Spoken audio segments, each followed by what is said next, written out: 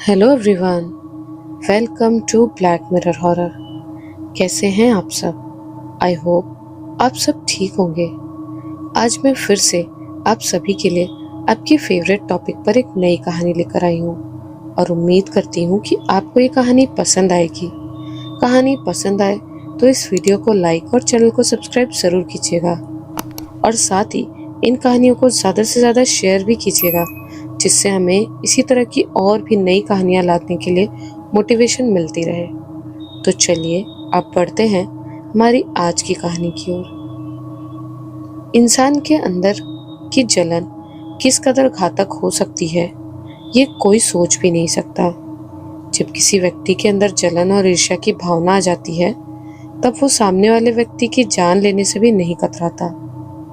आज की कहानी भी इसी पर आधारित है। ये कहानी है अर्जुन और उसके परिवार की। अर्जुन एक छोटा सोने चांदी का कारोबारी था, जिसे अर्जुन ने अपनी मेहनत और लगन से खड़ा किया था। जब अर्जुन छोटा था तब उसके माता पिता बहुत गरीब हुआ करते थे। हालत ऐसी थी कि अर्जुन और उसके भाई विनय को 2 वक्त का खाना तक ठीक से नहीं मिलता था। तब अर्जुन ने ठान लिया था कि जब वो बड़ा होगा तब वो बहुत मेहनत करके पैसा कमाएगा। विनय अर्जुन का बड़ा भाई था। दोनों भाइयों ने मिलकर एक छोटा सा सोने चांदी का कारोबार शुरू किया। समय के साथ उनका कारोबार अच्छा चलने लगा। इसे देखते हुए अर्जुन के माता पिता ने विनय की शादी करवा दी। शादी के बाद विनय दुकान पर कम और घर पर ज्यादा समय बिताने लगा, क्योंकि विनय को पता था कि अर्जुन दुकान को संभाल लेगा। अर्जुन भी कुछ नहीं कहता था। समय आगे बढ़ा और विनय के 2 बच्चे हो गए। जब अर्जुन के माता पिता को लगा कि अब अर्जुन की भी शादी करवा देनी चाहिए, तो उन्होंने अर्जुन की शादी भी करवा दी। लेकिन शादी के बाद विनय के मन में जो लालच था, वो अब उभर कर सामने आने लगा। विनय की पत्नी सुष्मिता भी कम नहीं थी। वो अपने पति के कान भरने में कोई कसर नहीं छोड़ती थी। इसका नतीजा ये हुआ कि विनय ने अर्जुन को दुकान से निकाल दिया और सारी संपत्ति अपने नाम कर ली, जबकि उस दुकान पर सबसे ज्यादा अर्जुन का अधिकार था। अर्जुन ने अपने माता पिता के कहने पर अपने सारे हक विनय को दे दिए और अर्जुन अपनी पत्नी मनीषा को लेकर एक किराए के मकान में रहने लगा। अर्जुन वो इंसान था जिसके छूते ही पत्थर भी सोना बन जाता था। इसीलिए अर्जुन ने अपनी पत्नी के गहने गिरवी रखकर अपना कारोबार शुरू किया। पहले जब विनय ने ये देखा तो अर्जुन का बेहद मजाक उड़ाता था, लेकिन अर्जुन कुछ नहीं कहता था। वक्त का पहिया आगे बढ़ा और अर्जुन धीरे धीरे आगे बढ़ने लगा। विनय को अपने ही भाई से बहुत जलन होती थी। एक वक्त ऐसा आया कि अर्जुन का कारोबार विनय के कारोबार से आगे बढ़ गया। अर्जुन ने अब खुद का घर खरीद लिया था। अर्जुन की सफलता देखकर विनय और सुष्मिता के जलने की सीमा पार हो चुकी थी। एक रात जब विनय थककर घर लौटा, तब उसकी पत्नी ने उसका उतरा हुआ चेहरा देखकर पूछा, क्या हुआ, परेशान क्यों है? ये सुनकर विनय ने अर्जुन की सफलता के बारे में बताया, जिस पर सुष्मिता ने कहा, वो अर्जुन के घर कभी खुशियां नहीं आने देगी, वो अर्जुन को आगे नहीं बढ़ने देगी। अगले दिन सुष्मिता विनय को लेकर एक अघोरी के पास चली गई और अघोरी से कहा कि वो अपने देवर के होने वाले बच्चे को मार देना चाहती है। उस समय मनीषा 5 महीने की गर्भवती थी। अघोरी ने उसकी बात सुनकर कहा, इसके लिए उन्हें कच्चा कलवा मसान क्रिया करवानी होगी, जिसके लिए उन्हें अमावस्या की रात शमशान घाट पर एक 2 साल के बच्चे की लाश के साथ उपस्थित होना होगा। सुष्मिता और विनय अघोरी की बात मानकर वहां से चले गए। अगले हफ्ते मंगलवार की रात को विनय सुष्मिता के साथ एक बच्चे की लाश लेकर शमशान घाट पहुंच गया। वो लाश 1-2 साल के बच्चे की थी। अघोरी ने उस लाश को रखवाया और मसान क्रिया की बाकी सामग्री एकत्रित करके पूजा की विधि करने लगा। अघोरी ने विनय और सुष्मिता से कहा कि उन दोनों को इस बच्चे की लाश से आज्ञा मांगनी होगी कि वे दोनों उसकी आत्मा को जागृत करने वाले हैं। सुष्मिता और अघोरी के बताए अनुसार उस बच्चे की लाश के सामने बैठकर दोनों हाथ जोड़कर उससे आज्ञा मांगते हैं। फिर अघोरी ने तंत्र मंत्र शुरू किए। अघोरी के सामने एक मानव खोपड़ी थी। अघोरी के हाथ में एक मानव हाथ की हड्डी थी जिसे वो बार बार क्रिया करते समय उस खोपड़ी पर मारता था। तभी अघोरी ने भोग के रूप में काले मुर्गे का खून चढ़ाया और अघोरी अपनी साधना में बैठ गया। तभी अचानक अघोरी के सामने रखी मानव खोपड़ी हिलने लगी, जिसे देख विनय और सुष्मिता डर गए। सुष्मिता ने डर से अपने पति का हाथ पकड़ लिया। अघोरी उस खोपड़ी से बात करने लगा। देखने वालों को लगता कि शायद वो कोई पागल है, लेकिन खोपड़ी को हिलते देख किसी के भी रोंगटे खड़े हो जाते। अघोरी ने फिर कुछ मंत्र पढ़े और वो खोपड़ी नाचना बंद कर दी। फिर अघोरी ने विनय और सुष्मिता को घर चले जाने को कहा। विनय और सुष्मिता घर चले गए, लेकिन उसी रात अर्जुन के घर मनीषा बिस्तर पर सोई हुई थी। उसके बगल में अर्जुन सोया हुआ था। मनीषा के सपने में उसे 1-2 साल का बच्चा दिखाई दिया। वो बच्चा बहुत नटखट था। मनीषा धीरे से उसके पास गई तो उसे उस बच्चे का चेहरा दिखाई दिया, जिसे देखकर वो डर गई, क्योंकि वो बच्चा मसान था जिसे विनय और सुष्मिता ने जागृत किया था। उस बच्चे की आंखें पूरी काली थी और उसके दांत बड़े बड़े थे। वो सच में किसी राक्षस की तरह लग रहा था। अगले दिन मनीषा उठी। उसे लगा था कि ये सिर्फ एक सपना होगा, और यही मनीषा की सबसे बड़ी गलती थी। उसी दिन मनीषा के पेट में बहुत दर्द होने लगा। मनीषा को अर्जुन हॉस्पिटल लेकर गया, जहां डॉक्टर ने कहा कि मनीषा के पेट में पल रहा बच्चा मर चुका है, इसीलिए उन्हें गर्भपात करवाना होगा। ये सुन अर्जुन का दिल धक से रह गया, क्योंकि वो अपने पहले बच्चे के लिए बहुत खुश था। मनीषा का गर्भपात हुआ और मनीषा को घर लाया गया। अर्जुन और मनीषा ने जैसे तैसे खुद को संभाला और अर्जुन फिर से अपने काम में व्यस्त हो गया। दिन बीते और मनीषा फिर से गर्भवती हुई। ये सुन अर्जुन बेहद खुश हुआ, लेकिन इस बार उसे डर भी था।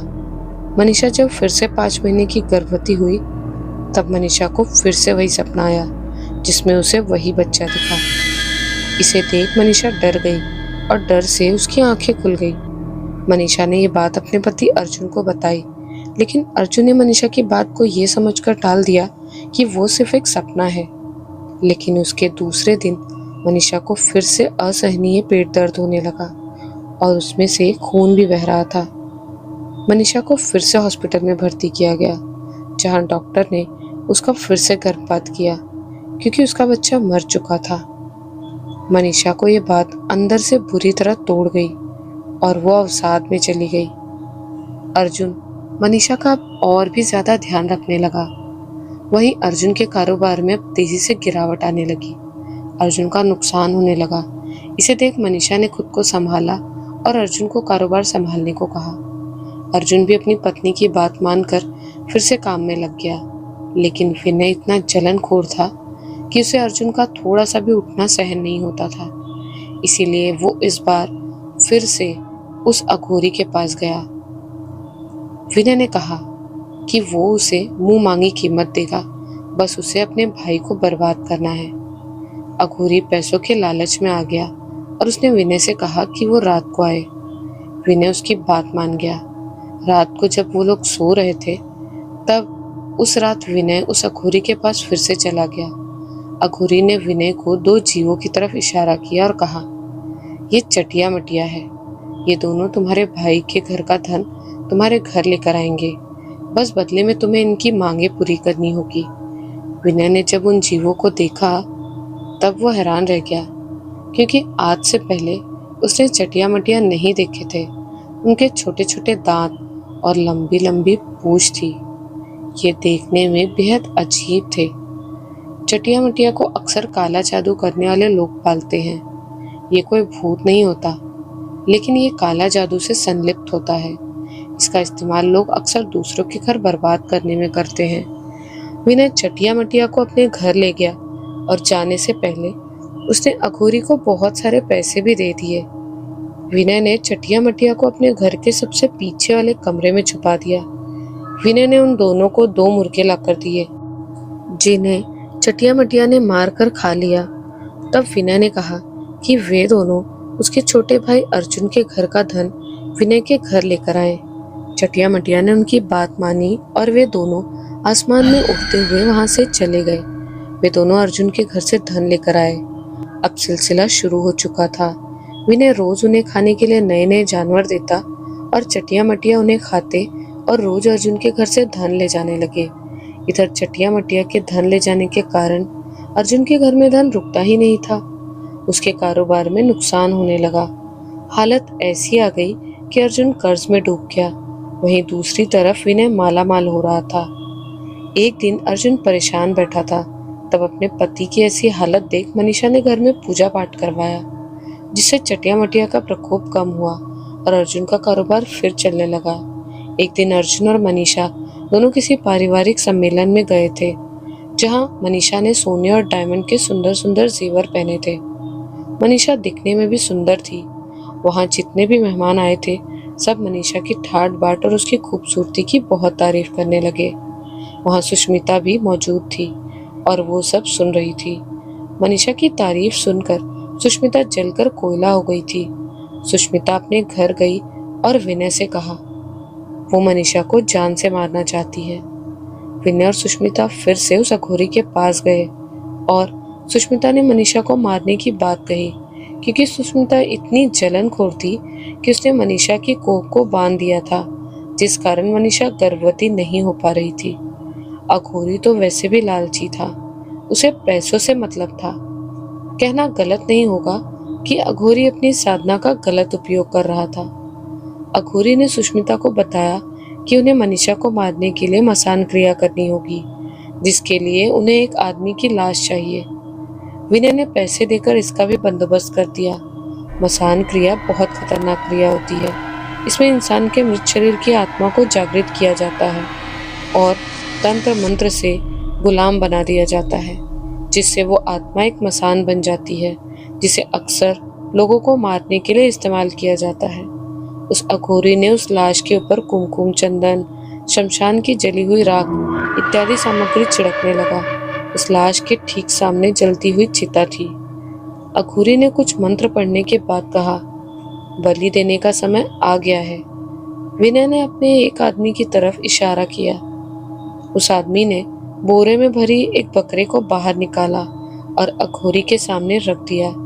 अघोरी ने तलवार ली और उस बकरे का सिर धड़ से अलग कर दिया। उसके खून के छींटे उस अघोरी के चेहरे पर गिरे और बाकी खून उस लाश पर गिरने लगा। अघोरी ने कुछ तंत्र मंत्र किए और लाश के अंदर एक धुआं सा उड़ता हुआ कुछ निकला। वो इतनी तेजी से निकला था कि किसी को कुछ समझ नहीं आया।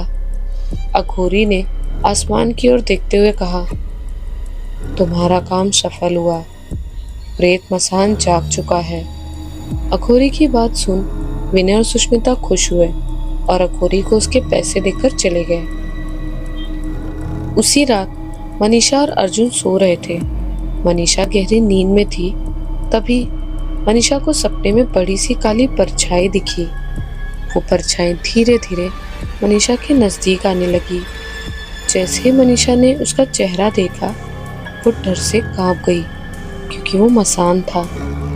उसने एकदम से मनीषा को पकड़ा और उसका गला दबाने लगा, जिससे मनीषा सांस तक नहीं ले पा रही थी। उसका दम घुटने लगा था। तभी मनीषा जोर से चीखी। उसकी चीख सुन अर्जुन जाग उठा। अर्जुन ने मनीषा को देखा, जो बिस्तर पर अपना गला पकड़े छटपटा रही थी। अर्जुन ने जल्दी से मनीषा का हाथ उसके गले से हटाया और कहा, मनीषा क्या हुआ, होश में आओ। मनीषा की आंखें खुली। उसने सामने अर्जुन को देखा तो वो जल्दी से अर्जुन से लिपट गई। अर्जुन ने मनीषा का सिर सहलाया और पूछा, क्या हुआ? तब मनीषा ने सपने में जो देखा वो बताया। अर्जुन ने मनीषा की बात पर विश्वास नहीं किया। उसे लगा शायद मनीषा ने कोई बुरा सपना देखा था। अर्जुन ने मनीषा को समझा बुझाकर सुला दिया, लेकिन वो नहीं जानता था कि वो कितनी बड़ी गलती कर रहा है।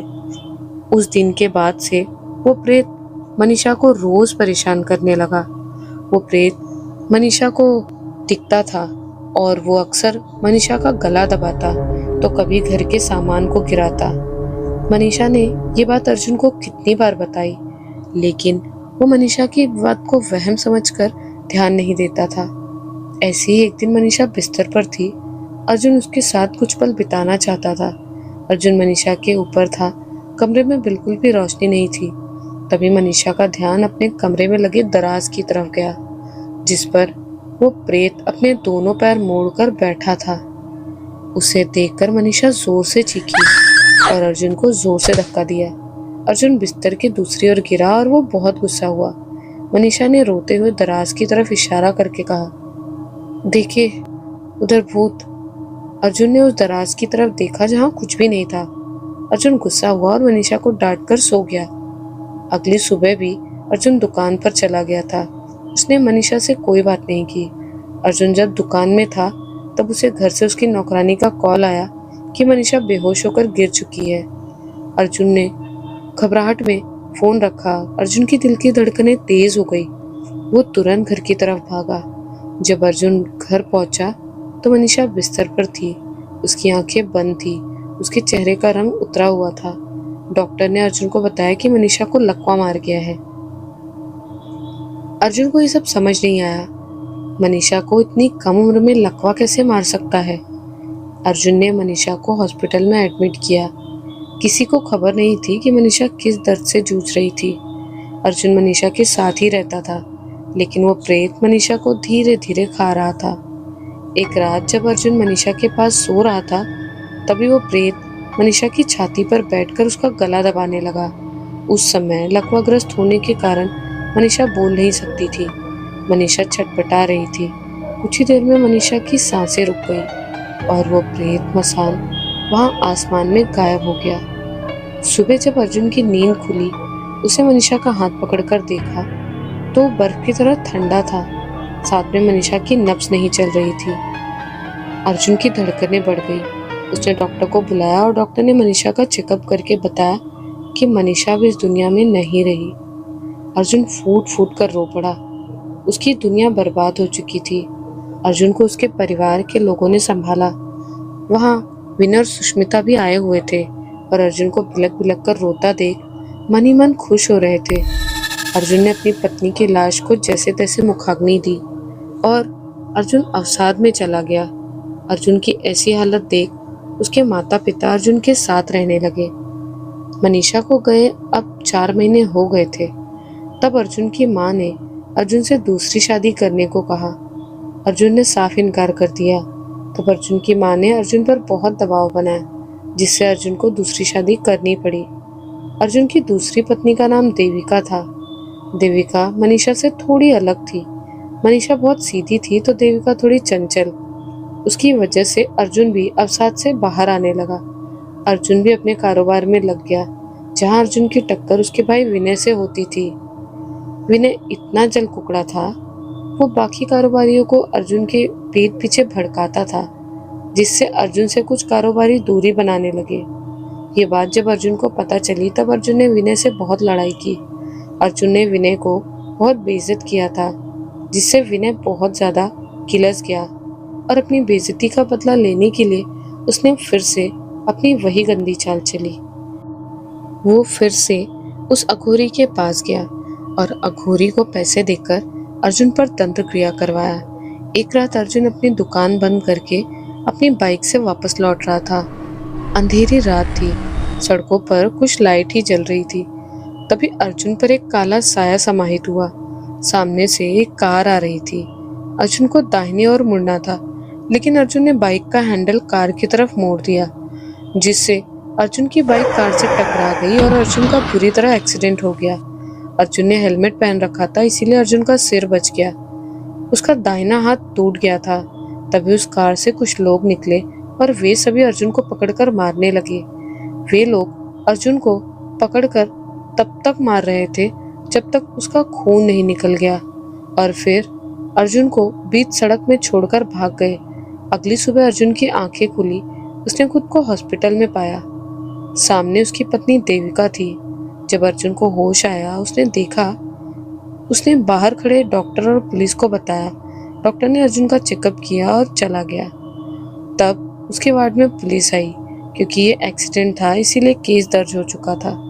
इंस्पेक्टर ने अर्जुन का स्टेटमेंट लिया, जिसमें अर्जुन ने बताया कि कार से कुछ लोगों ने मिलकर उसके साथ मारपीट की। इंस्पेक्टर ने अर्जुन के स्टेटमेंट को सुनकर जांच शुरू की, जहां सबसे पहले उन्होंने सीसीटीवी फुटेज निकलवाया। जहाँ पर अर्जुन का एक्सीडेंट हुआ था। और हैरानी की बात थी कि जिस जगह पर अर्जुन का एक्सीडेंट हुआ था वहाँ अर्जुन के अलावा कोई नहीं था। उस फुटेज में एक्सीडेंट का फुटेज था, लेकिन न तो उस कार का फुटेज न ही उन लोगों का। इंस्पेक्टर ने जब ये बात अर्जुन को बताई तब अर्जुन बहुत हैरान हुआ। अर्जुन के लिए ये विश्वास कर पाना मुश्किल था। अर्जुन ने स्वयं अपनी आंखों से वो फुटेज देखी जहाँ सच में उसके अलावा कोई नहीं था। अर्जुन बहुत परेशान हुआ, लेकिन वो कुछ भी नहीं कर सकता था। अर्जुन को हॉस्पिटल से घर लाया गया क्योंकि उसका हाथ टूट गया था, इसीलिए वो अपना काम घर से करने लगा। लेकिन अर्जुन के घर से समस्याएं जाने का नाम नहीं ले रही थी। कुछ एक हफ्ते बाद देविका को पता चला कि वो पेट से है। अर्जुन ने ये बात अपनी माँ को बताई। अर्जुन इस बार खुश था, साथ में डरा हुआ भी था। मनीषा के साथ जो हुआ था वो भूला नहीं था, लेकिन किसी को शक नहीं था विनय और सुष्मिता के बारे में। इसलिए अर्जुन की माँ ने सुष्मिता को देविका के गर्भवती होने की बात बता दी और फिर से सुष्मिता और विनय ने चाल चली। और इस बार उन्होंने अर्जुन की पहली पत्नी यानी मनीषा की आत्मा को काली विद्या से खड़ा कर दिया। एक रात जब देविका सो रही थी तब उसे सपने में एक औरत लाल साड़ी पहने रोती हुई दिखाई दी। जब देविका उसके करीब गई तो पाया कि वो मनीषा थी। मनीषा रोते हुए बोली, मुझे मेरा बच्चा दो, मुझे बच्चा दो। देविका डर से घबरा गई। मनीषा का चेहरा आधा इंसानी और आधा मसान का था। देविका रोते हुए जागी, जिससे अर्जुन भी जाग गया। अर्जुन ने देविका को जैसे तैसे शांत करवा और पूछा क्या हुआ। देविका ने सपने में जो देखा वो बता दिया। अब अर्जुन सोच में पड़ गया क्योंकि मनीषा ने भी कुछ ऐसा ही बताया था। अर्जुन ने देविका को सुलाया और अगले दिन ये बात अर्जुन ने अपनी माँ को बताई। अर्जुन की माँ थोड़ी हैरान हुई और उसने तुरंत अपने घर में एक पंडित को बुलाया। पंडित ने बस पूजा पाठ करवाया और चला गया। सबको लगा कि अब इन सब से कुछ भी जो घर में रहा होगा वो खतरा टल गया है, लेकिन ऐसा नहीं था। अर्जुन जब ठीक हुआ तब वो फिर अपनी दुकान जाने लगा, लेकिन उसके कारोबार में नुकसान हमेशा होता था, या फिर कारोबार में मुनाफा होकर भी पैसे किसी और चीज में लग जाते। फिर भी अर्जुन जैसे तैसे अपना कारोबार चला रहा था। विनय अब अर्जुन को रास्ते से हटाना चाहता था क्योंकि अर्जुन इकलौता घर में कमाने वाला था। अर्जुन को मारना मतलब अपने एक प्रतिद्वंदी को मारना। विनय ने अर्जुन को कभी भाई समझा ही नहीं। वो शुरू से कपटी था, इसीलिए वो अर्जुन को हटाने के लिए फिर से अघोरी के पास गया और अर्जुन को मारने की अपनी इच्छा जताई। इसके लिए अघोरी ने इस बार मना कर दिया, ये कहकर कि वो मनीषा और उसके कोख में पल रहे दोनों बच्चों की मौत के पाप में डूब चुका है पहले ही। अब वो दोबारा ऐसा कुछ नहीं करना चाहता। उसने अर्जुन को बहुत बर्बाद किया है, वो अर्जुन के साथ ऐसा कुछ नहीं करेगा। ये सुन विनय गुस्सा हो गया और उसने उस अघोरी को धमकाते हुए कहा कि अगर उसने विनय की बात नहीं मानी तो वो पुलिस में केस कर देगा और पुलिस उसे नहीं छोड़ेगी। ये सुन अघोरी थोड़ा डर गया क्योंकि बात अगर पुलिस तक पहुंची तो उसे भारी नुकसान झेलना पड़ता, जो अघोरी नहीं झेल सकता था। अघोरी विनय की बात मान गया। उसने कहा कि वो उसकी आखिरी बार मदद कर रहा है, इसके बाद वो उसकी मदद नहीं करेगा। विनय खुश हुआ और अघोरी की बात मान गया। अघोरी ने कहा कि उसे अर्जुन को मारने के लिए विनय को स्वयं मारण क्रिया करनी होगी। ये क्रिया सबसे खतरनाक क्रिया होती है।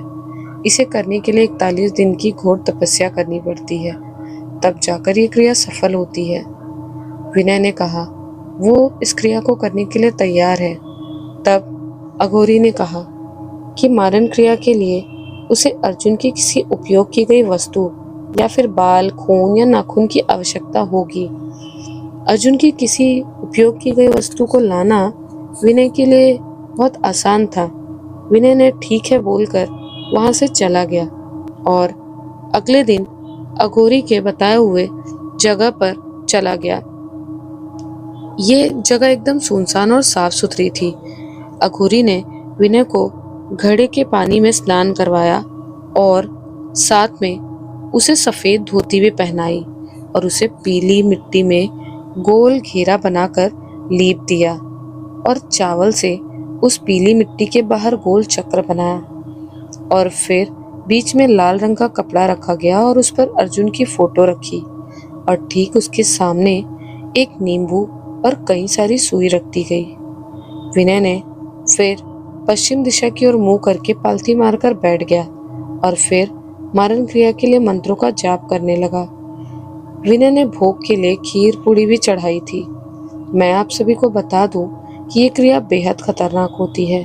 इसे किसी पर करना खुद की जान को जोखिम में डालना है, इसीलिए इसे घर पर कभी ना करें और मैं तो कहूंगी कि इसे कभी किसी पर ना करें। विनय मारन क्रिया करने लगा और अघोरी के कहे अनुसार नींबू लेकर उसमें सुई को हल्की हल्की चुभाने लगा। दूसरी तरफ अर्जुन के पेट में दर्द होना शुरू हो गया था। अर्जुन की हालत गंभीर हो गई थी। विनय को मारन क्रिया करते हुए 10 दिन हो चुके थे। विनय वहां ऊर्जा को अपनी ओर आकर्षित कर रहा था, इसीलिए ऊर्जा थोड़ी ही सही लेकिन असर कर रही थी। अर्जुन को तुरंत हॉस्पिटल में भर्ती किया, जहां डॉक्टर ने अर्जुन के पेट में खंजर के निशान देखे। डॉक्टर को लगा शायद अर्जुन पर किसी ने चाकू से हमला किया है। ये बात जब डॉक्टर ने देविका को बताई तब देविका हैरान हो गई, क्योंकि देविका के सामने ही अर्जुन का पेट दर्द होना शुरू हुआ। तो उसे किसने कब खंजर मार दिया? देविका को अब दाल में कुछ काला लगने लगा। हॉस्पिटल में अर्जुन की माँ को छोड़कर देविका ने यह बात अपनी माँ को बताई। देविका की माँ उसके मामा भैरव बाबा के भक्त थे। उनकी आस्था काल भैरव को समर्पित थी।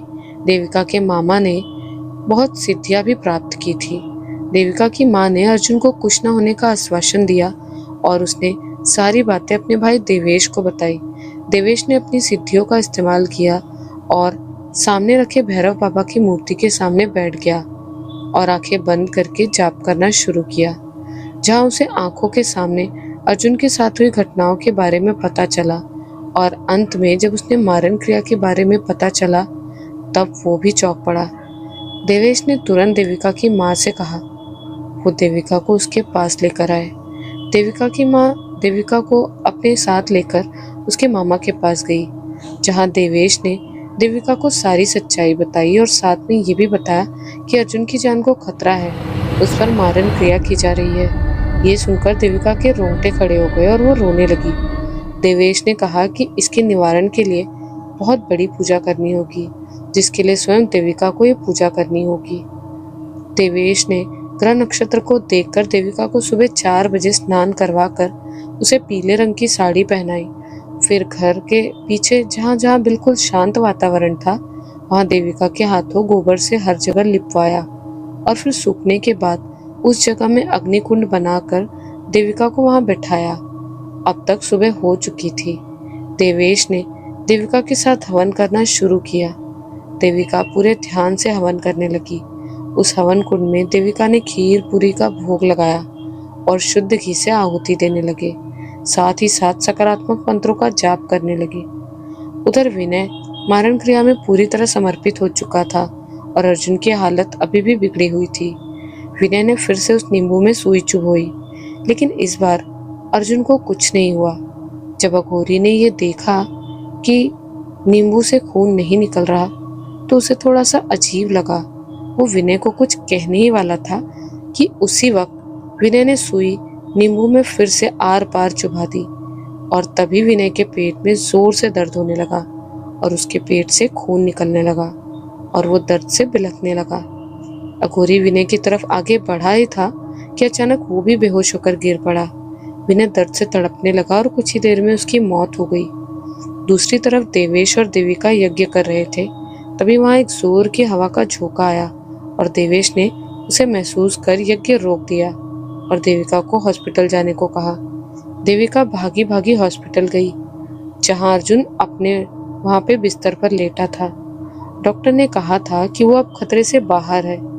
दूसरी तरफ विनय का अंतिम संस्कार हुआ और वो अघोरी हमेशा के लिए अपाहिज हो गया, क्योंकि मारन क्रिया उल्टी पड़ चुकी थी। अर्जुन को जब देविका ने सारी बातें बताई तब उसको बहुत दुख हुआ, इसलिए अर्जुन ने विनय और उसके परिवार से सारे रिश्ते तोड़ दिए। यहाँ तक उसने विनय के दाह संस्कार में भी अपने माता पिता को जाने से साफ मना कर दिया। दूसरी तरफ सुष्मिता ने विनय के जाने के बाद चटिया मटिया को खाना देना बंद कर दिया था, जिससे चटिया मटिया गुस्सा हो गए। उन्होंने सुष्मिता के घर का धन धीरे धीरे करके बर्बाद कर दिया। सुष्मिता के ऊपर बहुत सारा कर्ज हो गया। उसकी हालत ऐसी हो गई कि उसे घर बेचकर किराए के मकान में अपने बच्चों के साथ रहना पड़ा। वो कहते हैं ना, व्यक्ति को अपने किए कर्मों को इसी जन्म में भोगना पड़ता है। वैसा ही कुछ आज सुष्मिता और विनय के साथ हुआ। सुष्मिता तो आज भी अपने कर्म को भोग रही है। तो आज की कहानी में बस इतना ही। आपको ये कहानी कैसी लगी हमें कमेंट्स में ज़रूर बताइएगा। और किसी भी लालच में आकर या जलन में आकर कभी किसी के खिलाफ ऐसी तंत्र क्रिया या इन चीज़ों का प्रयोग ना करें, क्योंकि शायद जितनी तकलीफ उनको होगी उससे कई गुना ज़्यादा कीमत आपको भी चुकानी होगी। तो इसी के साथ मिलती हूँ आप सभी से एक नए वीडियो में कुछ ऐसी ही नई, सच्ची और खौफनाक कहानियों के साथ। जय माँ काली।